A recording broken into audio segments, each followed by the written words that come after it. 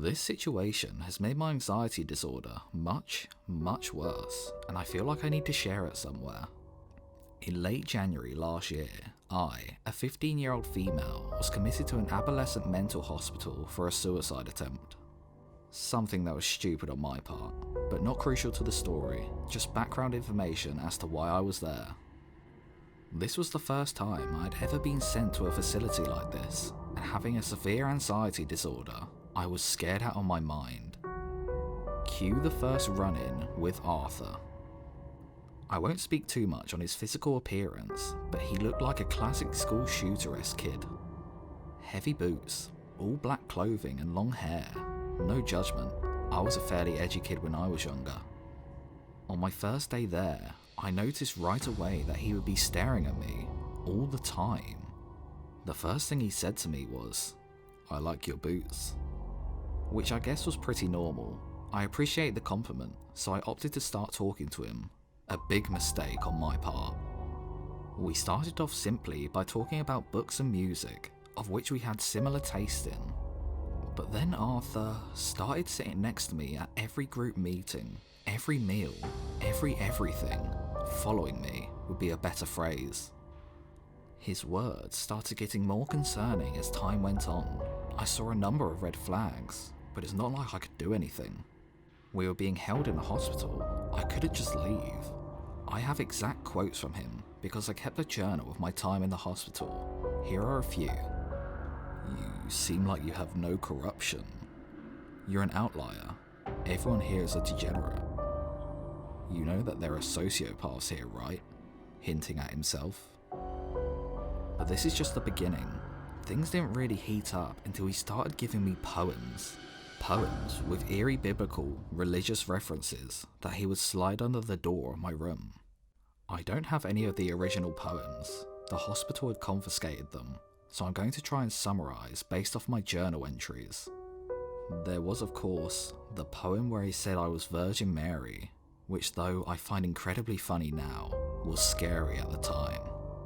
In the poems, he would romanticise me in a angelic way and contrasted himself as a demon. The last poem he gave me was concerning. He seemed to be counting down the days until something. He referred to some Catholic Day of Reckoning that for the life of me I can't remember. But it was clear that this Day of Reckoning involved me. I finally reported this to one of the staff members and they moved me to a different unit. I later found out after my discharge that Arthur was a schizophrenic.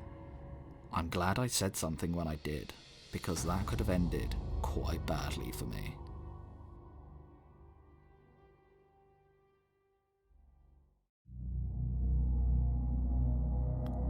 This happened about 7.5 years ago when I was 13.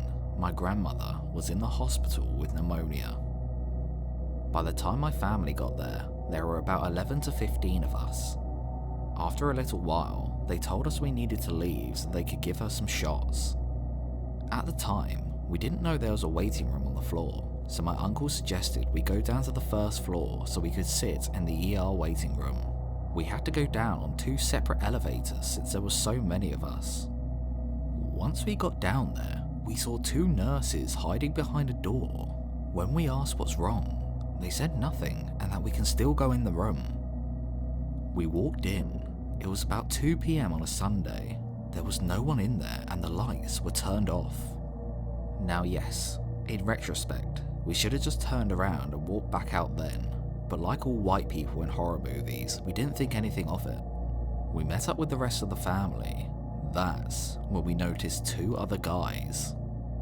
The first man was sitting with his hands behind his back. The second man was standing behind him, holding his wrists together. The man sitting down was staring daggers right at me. After about 10 minutes of sitting and staring, a third man in a hospital security uniform came up and asked if we saw anything. Visibly confused, we said no, and they told us we needed to leave. We went back up to the 4th floor and found the waiting room. It was right next to the psych ward. Now, you might be thinking what's so scary about this story? Just a random guy staring at a 13-year-old girl? Well, a little while later, we found out what happened. The man sitting with his hands restrained was a junkie looking for a quick fix. He had walked in and was told he couldn't get any drugs without a medical reason, so he pulled a knife out and stabbed the woman at the reception. Why we were allowed into this room with the man while this hospital was supposedly in lockdown, I have no clue. I also have no clue where the police were during this situation. This story does have a kind of happy ending for the woman though. About 2 years ago, this incident was brought up at a family gathering. My cousin said that the woman survived. She no longer works at the hospital and has a lot of difficulties resulting from her injury, but she's working as a secretary for a school. So, junkie who stabbed a woman and kept staring at me? Let's hope we never meet again.